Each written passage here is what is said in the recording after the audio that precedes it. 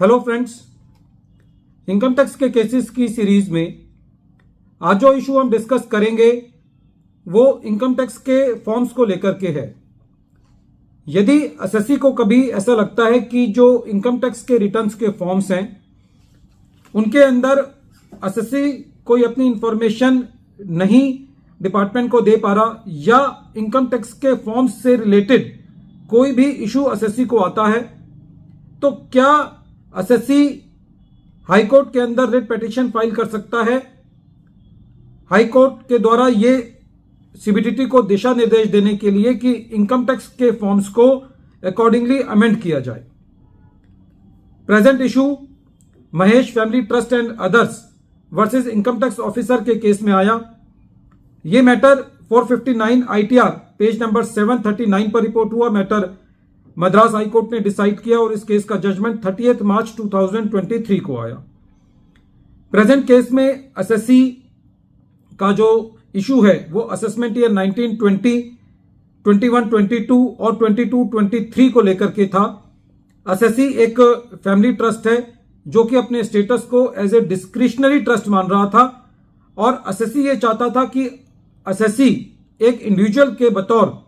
ITTL 2 के अंदर अपनी रिटर्न फाइल कर सके, लेकिन फॉर्म 2 के अंदर एसएससी अपनी रिटर्न फाइल नहीं कर पा रहा था क्योंकि उसके अंदर एसएससी जो अपना स्टेटस है वो फीड नहीं कर पा रहा था। एसएससी ने मद्रास हाई कोर्ट के अंदर ये रिट पिटीशन लगाई कि income tax officer, joint director systems और central board of direct taxes को ये दिशा निर्देश दिए जाएं कि assessee as a status of individual अपनी रिटर्न फॉर्म नंबर ITTL 2 के अंदर फाइल कर सके। जब ये मैटर मद्रास हाई कोर्ट ने सुना तो मद्रास हाई कोर्ट का यह कहना था कि इनकम टैक्स रूल्स 112 के मुताबिक ये central board of direct taxes का एजेंडा है कि वो फॉर्म्स को प्रेस्क्राइब करे और एसएससी की ग्रीवियंस फॉर्म्स को लेकर के सुने। ये कोर्ट का मैटर नहीं है कि कोर्ट ये डिसाइड करे कि किस फॉर्म के अंदर कौन सा फॉर्म किस एसएससी के लिए एप्लीकेबल होना चाहिए या फॉर्म्स के अंदर क्या क्या चेंजेस किए जा सकते हैं। जैसा कि हम जानते हैं कि हर साल central board of direct taxes returns file करने के लिए फॉर्म्स को नोटिफाई करता है और कई बार जब फॉर्म्स को नोटिफाई करने से पहले काफी सारे सजेशंस भी लिए जाते हैं। तो इन मैटर्स के लिए जो एसएससी ने हाई कोर्ट के अंदर एक मैंडेमस की रिट लगाई थी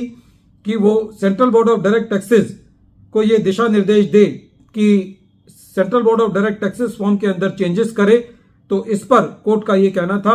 कि रूल 112 के मुताबिक central board of direct taxes ही सही अथॉरिटी है जो कि फॉर्म्स को प्रेस्क्राइब करती है, उसमें चेंजेस को सजेस्ट करती है। यदि एसएससी को ऐसा लगता है प्रेजेंट केस के अंदर कि फॉर्म्स के अंदर चेंजेस होने चाहिए, तो जो सही तरीका है वो ये है कि एसएससी सीबीडीटी के अंदर एप्लीकेशन लगाए और वहां पर अपने मैटर को परस्यू करे। इसके अलावा प्रेजेंट केस के अंदर कोर्ट का यह भी कहना था कि जो इंडिविजुअल और हिंदू अनडिवाइडेड फैमिलीज हैं, करीबन 2 करोड़ लोग ऐसे हैं जो कि इन फॉर्म्स को यूज कर रहे हैं। खाली एक एसएससी के आधार पर